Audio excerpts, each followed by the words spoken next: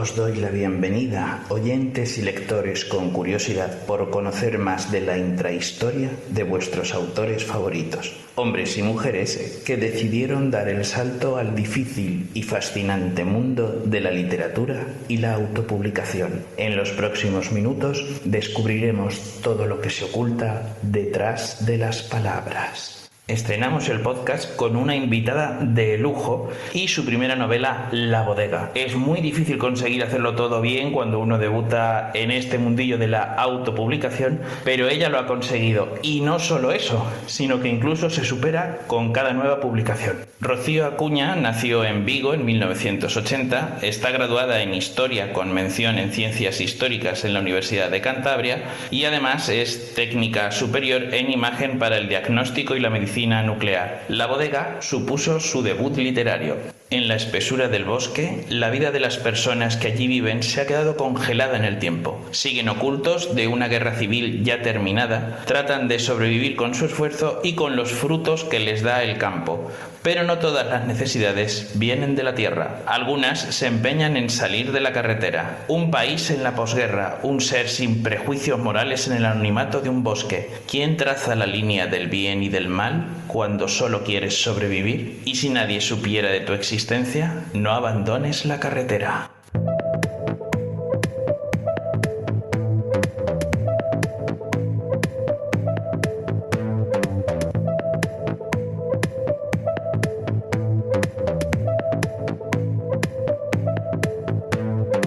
Otro amigo escritor la llamó la futura reina del misterio en castellano. Yo prefiero llamarla la dama oscura de la literatura. Un placer saludarte, Rocío Acuña Lorenzo, y todo un honor que seas la primera invitada del programa. Bueno, pues en primer lugar, darte las gracias por esta oportunidad que me ofreces de dar un poco de publicidad y de darme a conocer, que es algo que agradecemos muchísimo los autopublicados, que todavía no tenemos un hueco en este mundo literario, ¿no? Y necesitamos, pues eso, un poquillo este apoyo que para nosotros significa tanto. Sobre todo, pues eso, desearte toda la suerte del mundo, porque sé que es un proyecto muy bonito y que es muy importante que salga adelante. Bueno, dinos cómo se te ocurrió la idea para escribir esta historia tan apasionante. Pues mira, la idea surgió, yo durante 10 años estuve viviendo en Santander, bajaba a Zaragoza pues cada 2 meses o así, y en uno de los viajes de vuelta a Santander iba con unos amigos en el coche. Y se nos ocurrió que sería bonito, era agosto, no había prisa, no es como otros meses que a lo mejor pues por temas de trabajo, de horarios, tienes que llegar antes a destino. En este caso no era así, era agosto y se nos ocurrió que por qué no hacíamos el viaje por carreteras nacionales. Un poco surgió como la conversación de se están perdiendo estas tradiciones de viajar por las nacionales, de conocer la España profunda. Entonces, como no teníamos prisa, era agosto, pues tardan en hacerse de noche, o eso pensamos, pues se nos ocurrió que sería bonito hacer el viaje por carretera nacional. Claro, al final un viaje de unas 4 horas y media, más o menos, que sueles tardar por autopista, o 4 horas que sueles tardar por autopista, el viaje se prolongó en 6 horas y media o 7 horas. También es verdad que por nacional pues no vas a 120, bueno, entonces haces más paradas, bueno, es un viaje más pausado. Claro, se nos fue haciendo de noche. Cuando llegamos a los puertos de montaña del País Vasco y tal, yo miraba por la ventana y miraba esa negrura de esas carreteras. Es verdad que en algunos tramos pasábamos varios kilómetros donde no se veía ni un área de servicio, ni un restaurante, no había casas en algunos tramos. Claro, yo pensaba, madre mía, es que si se avería el coche, estamos perdidos de la mano de Dios. Y claro, tú imagínate un asesino en serie, o sea, las típicas conversaciones absurdas que se tienen entre amigos de imagínate un asesino en serie, un fugado en medio de estos montes y claro, aquí, ¿cómo pides auxilio? Si aquí no debemos tener ni cobertura y vamos, aquí nos desaparecemos y nadie más sabe de nosotros. Entonces, pues bueno, esas conversaciones, esa idea se quedó ahí, ¿no? Entonces pensé un poco en esa idea, en ese asesino fantasma. Claro, tenía que ser alguien que no tuviera constancia en ningún registro, que nadie supiera de él, porque yo lo que quería era un poco pensar en alguien que nadie esperase que estuviera ahí y cómo podía haber llegado hasta ahí, ¿no? Esa persona. Entonces se me ocurrió un poco ubicarlo en un periodo. Hoy en día estamos globalizados, es imposible no dejar huella digital, es imposible que no tengan constancia, ¿no? Del nacimiento de alguien. Pero claro, me quise ubicar en un momento histórico en el que a lo mejor es más difícil tener este registro o esta constancia.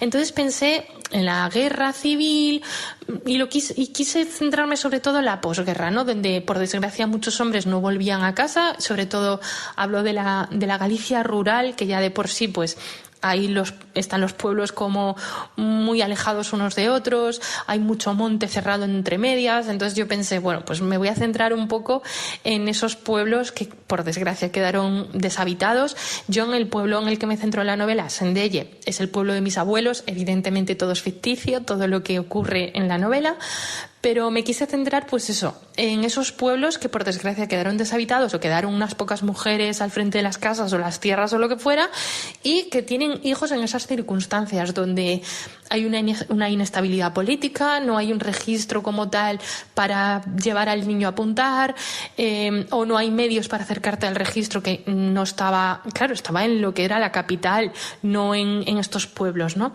Entonces, claro, ahí es un poco como surge esta idea, a través de este viaje que fue inolvidable, que todavía lo recordamos, y surge un poco así. ¿Y cuánto tardaste en llevar a cabo todo el proceso de escritura de esta historia? Es decir, ¿cuánto tardaste en escribirla?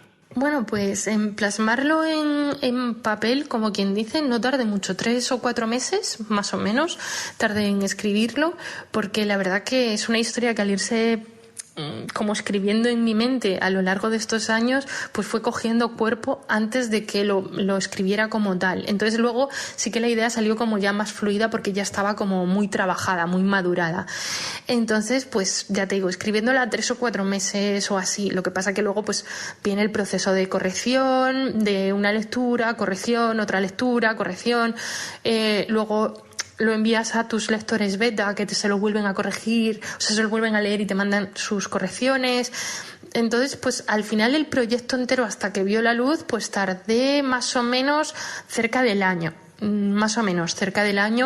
Porque sí que me costó sobre todo reunir el valor de dar el paso, porque pues yo creo que cuando escribes algo por primera vez, pues dudas mucho. Al final estoy muy contenta con el resultado, pero sí, en torno al año en que viera la luz. La redacción como tal, 3-4 meses. El resto pues fueron correcciones, revisiones, pues el tiempo que tardan tus lectores beta en leérselo también. Al final pues lo dejas un poquito ahí en reposo para volver a leértelo al cabo de un tiempo. Entonces, pues bueno, pues sí que pues tardó un año o así en ver la luz. ¿Cómo fue el proceso de documentación para escribir esta historia? Es decir, ¿tuviste que buscar mucha información? Aparte, ¿dónde la buscaste? Cuéntanos. Pues sí que tuve que documentarme, sobre todo para tener cuidado, no caer en anacronismos, en incongruencias. Mira, me pasó, por ejemplo, espero no hacer spoiler con mis respuestas. Yo cuando en la ubicación donde describo, donde ambiento todo el grueso de la historia, hablo de una serie de personas y hablo, por ejemplo, esto es un ejemplo que pongo para que veas hasta qué punto hay que tener cuidado con cada detalle. Yo hablo de que los viajes se realizaban con el único vehículo que había en el pueblo, que evidentemente como el hombre pues falleció, el vehículo estaba allí abandonado. Bueno, pues yo cuando empecé redactando la historia, yo lo describí como un SEAT 127, que era el coche que yo recuerdo de toda la vida que tenía mi abuelo. Entonces era como un guiño que yo quería hacer pues a mi abuelo, ¿no? Claro, fíjate, yo no me di cuenta. Yo redacto la novela, pongo eso, y cuando se lo mandé a uno de mis lectores beta, que es un apasionado del mundo del motor y todo esto, me dijo, mucho cuidado, porque el SEAT 127 no llegó hasta mucho más tarde, o sea, no existía ese vehículo. Entonces, claro, tiene razón, tienes que tener muchísimo cuidado y documentarte muy bien de cada cosa que escribes, aunque sea lo más mínimo. Sí que tuve que documentarme, por ejemplo, como hablo del mundo rural, hablo muchas veces de agricultura, porque no deja de ser una historia de supervivencia, ¿no? Pues hablo de tenían que sembrar esto o tenían la recogida de esto otro. Entonces yo sí que tenía que tener mucho cuidado, por ejemplo, con cuándo son las épocas de cosecha de la patata, cuándo son las épocas, cuánto tiempo vive, hasta el nivel de saber, por ejemplo, cuánto tiempo vive una gallina, cuánto tiempo vive una vaca. Entonces, claro, son cosas que la gente que vive en el mundo agrario conoce de sobra, o en el mundo rural conoce de sobra. Pero claro, son cosas que hemos perdido la gente que vivimos en la ciudad, o que yo en mi caso, por ejemplo, desconozco. Entonces, claro, esas cosas tuve que tener mucho cuidado porque, claro, mi libro no transcurre en un breve periodo de tiempo, transcurre a lo largo de años de la vida de los protagonistas. Entonces, claro, no podían tener la misma vaca a lo largo de 30 años o a lo largo... ¿Entiendes? Entonces, claro, tenía que tener mucho cuidado con las cosas que escribía. Entonces me tuve que documentar hasta ese punto, ¿no? Hasta buscar en Wikipedia cuánto vive una gallina o cuánto vive... Entonces, claro, la verdad que es un trabajo. Tienes que conocer también el estado en el que se encontraba Galicia en la época de la posguerra.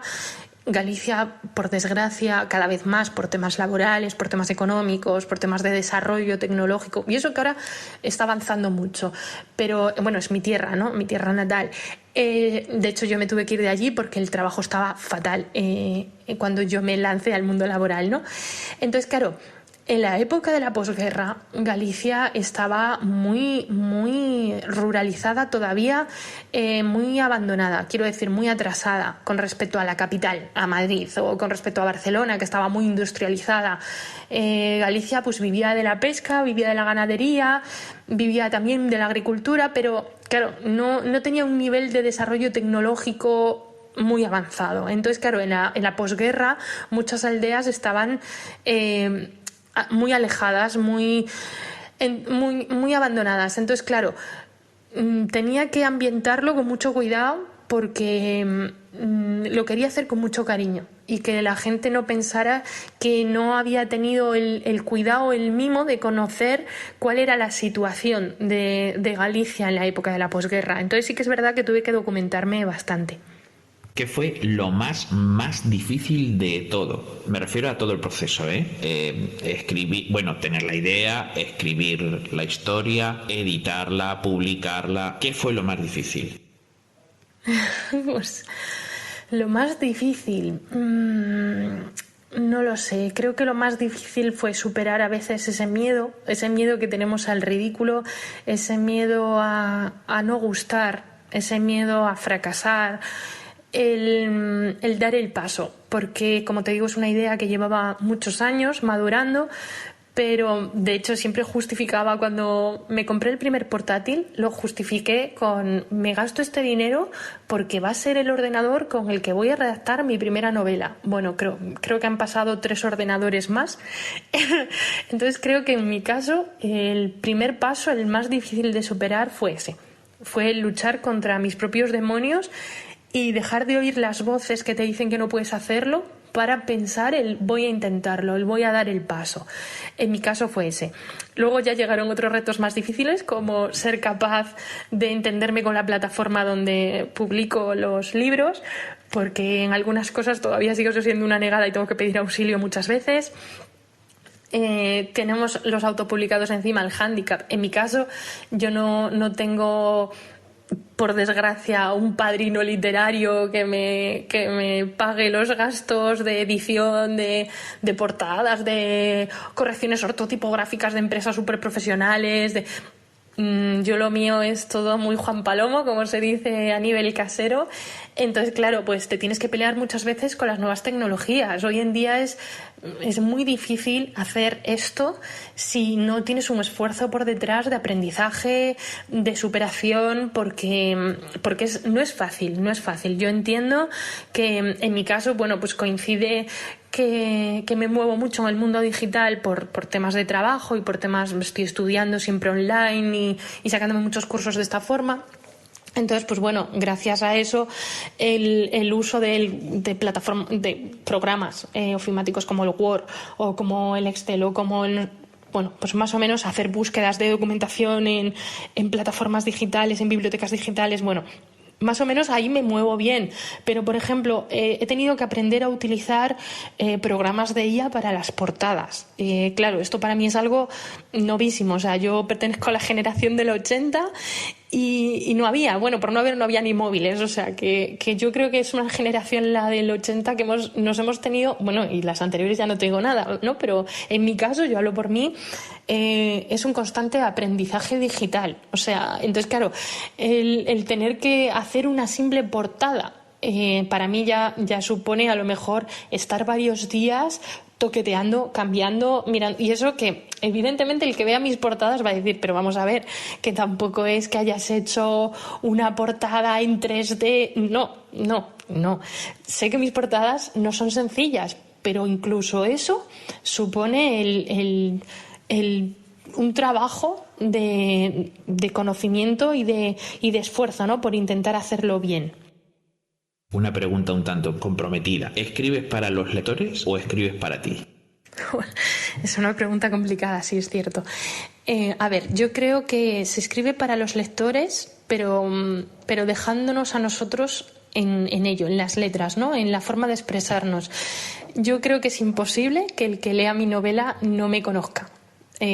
Yo cuando cuento una historia, la verdad es que me cuesta no irme por las ramas, espero no estar haciéndolo en esta entrevista. Yo cuando cuento una historia me gusta no adornarla, pero sí intentar que la otra persona sienta lo que yo sentí cuando viví eso que estoy contando, o cuando veo una película y me hace pasar miedo, pues intento explicar bien lo que yo estaba viendo y el por qué me impresionó tanto. Entonces, claro, en La bodega yo la verdad que di una vuelta de tuerca, porque claro, en la novela no hay ni un solo diálogo, es algo que cuesta encontrarte en un libro que sea 100% descriptivo, ¿vale? Entonces, claro, yo tenía que conseguir situar al lector en el sitio, o sea, yo tenía que hacer que sintiera la desesperación de la protagonista, tenía que hacer que sintiera el frío de la noche en la bodega, tenía que hacer que sintiera el hambre, la necesidad, el instinto de supervivencia del protagonista. Entonces, claro, tenía que describir de tal forma que enganchar a los lectores durante 200 páginas en las que no hay un diálogo. Además, como era mi primera novela, no son capítulos cortos, ¿vale? Entonces, tenía que describir de tal forma que mantuviera la atención en lo que estaba pasando y a la vez que situara al lector allí. Entonces, pues escribes un poco de esa forma, escribes un poco queriendo situar al lector en lo que tú le estás intentando contar. ¿Tienes planeado de antemano todo lo que va a pasar o te dejas llevar por la historia y dices, bueno, pues mira, más o menos tiene que pasar esto, pero por donde el viento me lleve? Pues soy una persona que, a ver, tengo claro un eje vertebrador, o sea, yo sé lo que quiero contar, sé un poco por dónde quiero que tire la historia, pero sí que es verdad que en el momento que me pongo a escribir, pues los personajes toman vida. Entonces, para mí es imposible ponerme a escribir y no pensar cómo actuaría yo en esa situación. Supongo que eso es un poco lo que le da realismo, ¿no? Porque todos nos podemos poner en situación del personaje y pensar cómo actuaríamos. Entonces, pues yo en este caso sí que me dejo llevar un poco. Cuando estoy escribiendo la historia, pues el personaje tiende un poco a tomar el camino que tomaría yo si me ponen en esa situación. Bueno, en concreto en La bodega es un poco complicado imaginárselo porque la verdad que es una situación que no le deseo a nadie y es muy difícil saber cómo actuaría en una situación similar. A lo mejor buscaría la forma de quedarme inconsciente o de, no sé, de no sufrir, que a lo mejor pues es un poco lo que todos buscaríamos, el huir de ese sufrimiento, ¿no? O hay gente muy echada para adelante y muy luchadora y dice, pues yo voy a pelear hasta el final. No sé cómo actuaría, ¿no? Pero sí que, como veis, es un poco difícil que yo no me vaya por las ramas en la vida real. Hablando, pues imagínate ya escribiendo. No es que me vaya por las ramas, pero sí que a lo mejor ese eje vertebrador hay que explicarlo, hay que decorarlo y hay que dejar un poco que los personajes tengan una vida real. Entonces, pues bueno, sí que partiendo de un eje vertebrador, dejo fluir la historia, dejo fluir y de hecho hay un par de giros en el libro al final que bueno, pues se me ocurrieron. La verdad que no sabía cómo iba a cerrar la historia y hay un par de giros que se me ocurrieron pues de golpe y porrazo y pensé, ostra, ¿y si pasase esto? ¿Y si pasase esto otro? A lo mejor no se lo esperan. Y la vida es así, bueno, a fin de cuentas, pues hay unos giros de los acontecimientos a veces que no nos esperamos que ocurran y ahí están, ¿no? Es un poco la gracia de la vida, el no saber qué nos espera a la vuelta de la esquina. Y a mí se me ocurrió meter un par de giros que, bueno, creo que al final es un buen cierre para la novela. Lo habitual es que los lectores dejen preguntas a los autores, pues nosotros lo vamos a hacer al revés. Deja una pregunta para un lector que siempre has querido hacer. Pues esta cuestión también es complicada. No sé, quizás me gustaría saber qué parte de la novela es la que más le ha llamado la atención. O sea, qué parte es la que más le ha marcado o la que le ha dejado pensando más rato en lo que acababa de leer, ¿no? ¿Qué parte le ha impactado más de la novela? Esa, o si he conseguido ubicarle en la historia, si realmente he conseguido meterle dentro de la historia. Cualquiera de esas dos me gustaría conocerla. Muchísimas gracias por participar en este podcast y te emplazo a seguir escuchándonos y por supuesto a participar en otra entrevista en un futuro próximo. Muchas gracias. Nada, pues gracias a ti por esta oportunidad tan bonita. Yo soy muy, muy emotiva y muy llorona y me ha costado aguantarme la lagrimilla. Es muy bonito este proyecto y, como te digo, muchas gracias por ayudar a darnos a conocer y por dar la oportunidad de que la gente conozca este pequeño trocito de nosotros que dejamos en cada novela. Espero que si alguno no me conozca se dé el paso y me dé la oportunidad y espero pues no defraudarle e incluso gustarle. Y bueno, quedo a vuestra entera disposición para cualquier consulta o cualquier sugerencia o para saber si os ha gustado o no, ¿vale? Muchísimas gracias, un besito muy fuerte. En el próximo episodio de este podcast hablaré sobre mi novela Alguien, Nadie, Adiós y todas las curiosidades que os podáis imaginar tanto sobre mí como sobre la propia novela. No olvides apoyar el podcast en Patreon y Ko-fi buscando el perfil de quien te acompaña, Perico y Pico, y podrás protagonizar un episodio premium dedicado a los lectores. Sigue este canal en www.ivox.com/Perico y Pico. Volveré en el próximo programa para que investiguemos juntos lo que hay detrás de las palabras.